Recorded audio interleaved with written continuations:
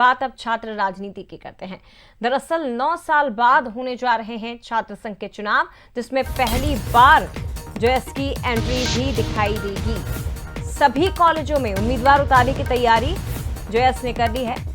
आदिवासी युवाओं को टिकट देने पर फोकस फिलहाल जेएस कर रहा है और एबीवीपी एनएसयूआई के सामने एक बड़ी चुनौती खड़ी करने वाला है। 9 साल बाद होने जा रहे हैं मध्य प्रदेश में छात्र संघ चुनाव, लेकिन इस छात्र राजनीति में अब एबीवीपी और एनएसयूआई के अलावा जेएस आदिवासी संगठन भी आपको नजर आएगा। जेएस जय आदिवासी युवा शक्ति मालवा निमाड़ से संपर्क अभियान शुरू होगा। छात्रवृत्ति और रोजगार के साथ साथ बैकलॉग भर्ती पर जेएस पहले से ही सक्रिय है, लेकिन छात्रवृत्ति और रोजगार का मुद्दा प्रमुखता के साथ उठाने की तैयारी है। बता दें आपको, संगठन ने राज्य के सभी कॉलेज में अपने उम्मीदवार उतारने की घोषणा कर दी है और इस ऐलान के साथ ही एबीवीपी और एनएसयूआई के सामने एक नई चुनौती भी खड़ी हो चुकी है। बड़ी खबर है इस वक्त की, कॉलेज चुनाव में जेएस एंट्री लेने जा रहा है।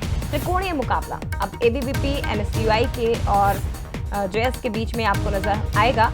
9 साल के लंबे इंतजार के बाद जो छात्र संघ चुनाव मध्य प्रदेश में होने जा रहे हैं, उसमें जेएस की छात्र विंग जेएस छात्र संगठन ने भी सीधे उतरने की घोषणा कर दी है और सभी कॉलेज में प्रत्याशी उतारने का ऐलान कर दिया गया है। यानी कि एबीवीपी एनएसयूआई के वर्चस्व को अब जेएस चुनौती देने वाला है।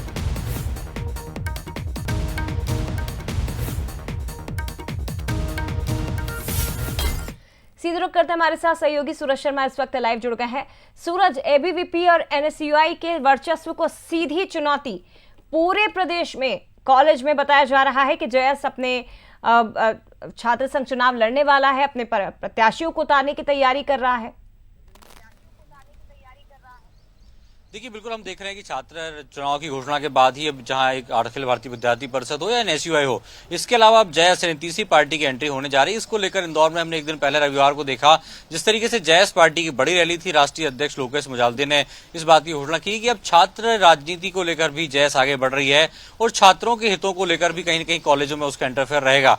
तो इसको लेकर वो संगठन भी तैयार कर रहा है और कॉलेज स्तर पर तमाम जो अलग अलग कॉलेज हैं उनमें छात्र संघ को लेकर एक संगठन तैयार किया जाएगा। तो बड़ी बात है कि हमने देखा, जो मुख्य राजनीति की बात हो, चाहे 23 या 18 के चुनाव हो, वहां पर जेएस पार्टी ने अपने उम्मीदवार उतारे थे और अब छात्र राजनीति में भी कहीं न कहीं संगठन को मजबूत करते हुए जेएस उतरने वाला है। तो बड़ी बात है कि अभी तक हमने देखा एबीपी हो या एनएसयूआई हो, दोनों छात्र संघ चुनाव लड़ती थी। अब जेएस की एंट्री भी कहीं न कहीं दोनों पार्टियों के लिए एक चुनौती होगा, क्योंकि हम देख रहे हैं आज जेएस जो है एक आदिवासी संगठन से जुड़ा हुआ संगठन है, जिसमें तमाम जो चाहे धार झाबुआ अलीराजपुर की बात हो, मंडला डेहरी अमरकंटक की बात हो, ये रतलाम झाबुआ की बात हो, वो आदिवासी क्षेत्र है जहां पर जेएस का एक अच्छा खासा होल्ड माना जाता है। तो अब देखना होगा कि अब तीसरे मोर्चे के तौर पर छात्र राजनीति में भी जेएस का दखल बढ़ने जा रहा है। तो देखिए, चुनावी रण में अभी तक प्रत्यक्ष तौर पर सूरज एबीवीपी और एनएसयूआई खड़े होते थे, लेकिन इन दोनों दलों के सामने अब आदिवासी छात्र छात्राओं को अपने पक्ष में करने की एक बहुत बड़ी चुनौती आकर खड़ी हो गई है, क्योंकि उन्हीं से जुड़ा एक दल